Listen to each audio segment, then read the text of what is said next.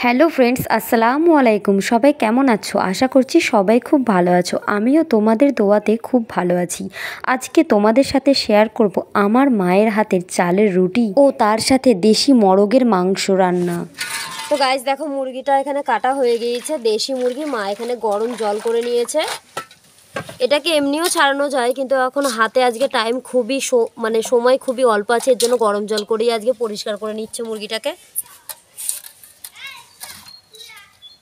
Guys, চালের রুটির সাথে কিন্তু দেশি মুরগির মাংস সেই যায়। চিকেন তো অনেকেই খেয়েছি চিকেনের সাথে চালের রুটি, কিন্তু দেশি মুরগির সাথে চালের রুটি খেতে কিন্তু ব্যাপক লাগে।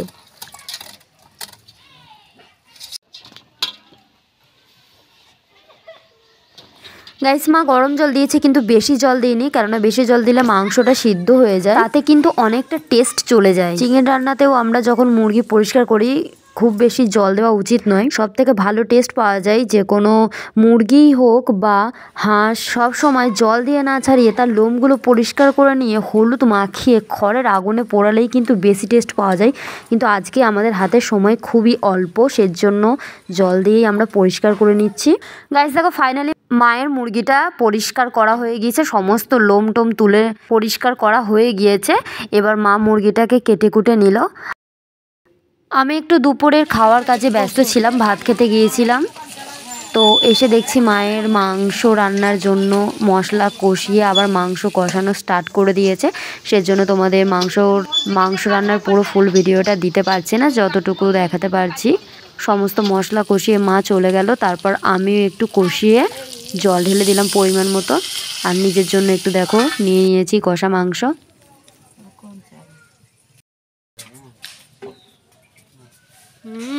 গাইস, কষা মাংস সেই হয়েছে।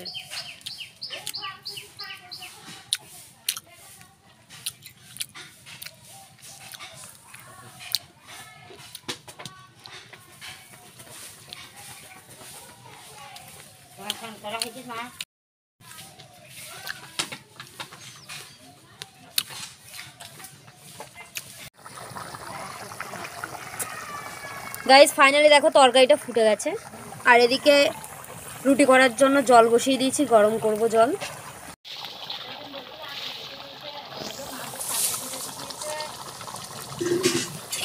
তো চালের রুটির জন্য তো জল দিয়ে দিয়েছি, এবার পরিমাণ মতো লবণটা দিয়ে দিলাম মাকে জিজ্ঞেস করে। আর দেখো তরকারি আমার রেডি হয়ে গিয়েছে পুরো। এবার আমি তরকারিটাকে নামিয়ে নেব। মাংস রান্নাটা সম্পূর্ণ হয়ে গিয়েছে, তোমাদেরকে দেখালাম, ওটা তুলে নিয়ে গিয়েছি। এখন মা রুটি বানাবে, তো রুটি বানানোর জন্য জল তো প্রায় গরম করা হয়েই গিয়েছে। এবার আটা দিয়ে দেবে জলে।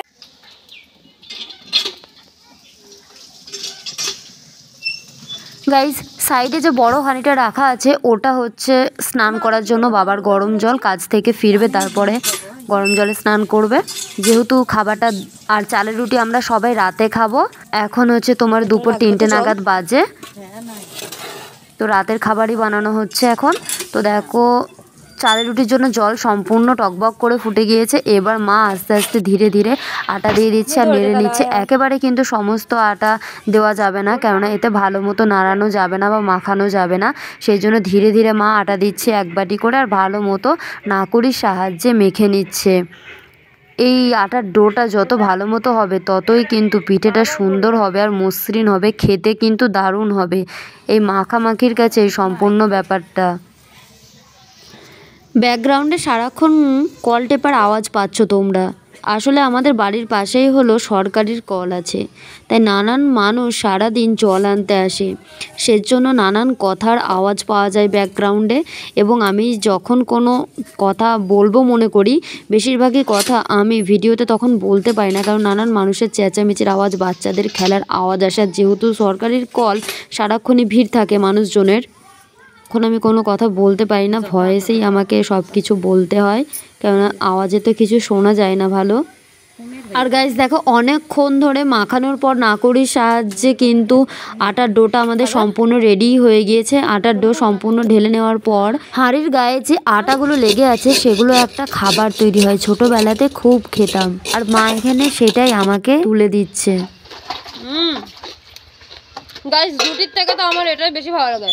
ছোটোবেলায় চটা খাবো করে আমি আর আমার মেজদি মায়ের মাথা খারাপ করে দিতাম। তখন তো পুরো হাঁড়ি শুদ্ধ উঠে যেত। আসলে নিচে তেল দিলে হাঁড়ি শুদ্ধ উঠে যায়। এটা গুঁড়ো গুঁড়ো হয়েছে কিন্তু খেতে ভালোই হয়েছে। খাবি একটু?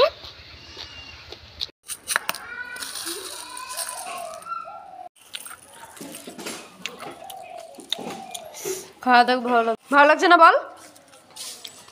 আটার ডোটাকে দেখো মা সম্পূর্ণ এই রকম একটা বড় গামলায় ঢেলে নিয়েছে এবং অনেকক্ষণ ধরে মেখে নিয়েছে। গরম অবস্থাতেই এটা মা মেখেছে।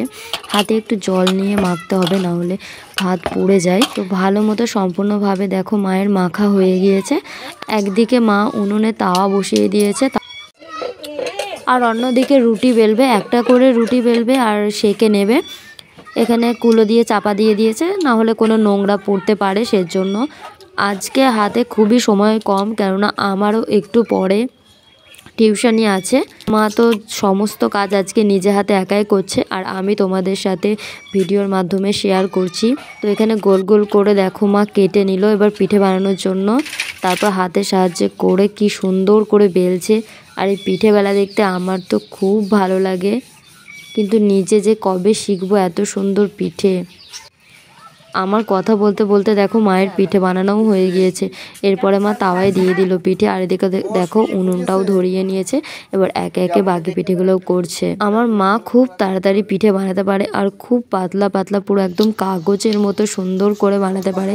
কিন্তু মায়ের হাতের ব্যথার জন্য মা এখন আর অত তাড়াতাড়ি ভালো করে, মানে আগে যেমন তাড়াতাড়ি পিঠে বানাতে পারতো, এখন তাড়াতাড়ি আর বানাতে পারে না, কেননা হাতে খুব ব্যথা করে মায়ের। প্রতিটা রুটি এত সুন্দর করে ফুলছে যে আমি রুটিগুলোর প্রেমে পড়ে যাচ্ছি। রুটি যখন ফোলে দেখতে কিন্তু ব্যাপক লাগে, আর রুটি যদি না ফোলে তাহলে কিন্তু একটুও ভালো লাগে না। আর প্রতিটা রুটি দেখো বালিশের মতো পুরো ফুলছে।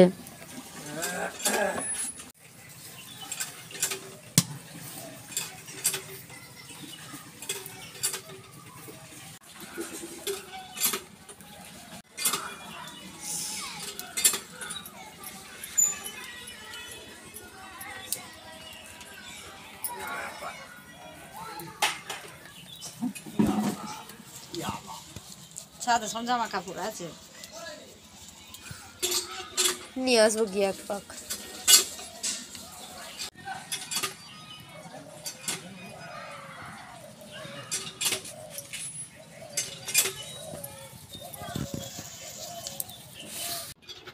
গাইস দেখলে তো মা কত সুন্দর করে পিঠের ডো থেকে একটা করে গুচি কেটে নিয়ে সুন্দর করে হাতের সাহায্যে গোল গোল করে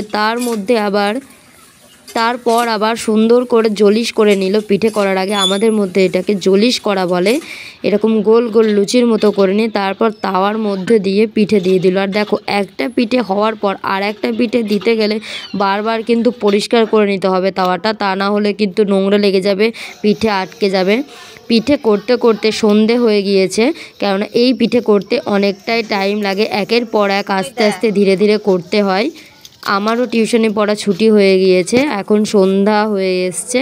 তো তার জন্য মা পিছনের উনুন ছেড়ে এখন সামনের উনুনে চলে এসেছে। আর এখানেও দেখো পিঠেগুলো কি সুন্দর পুরো ফুলছে, ফুলকো লুচির মতো।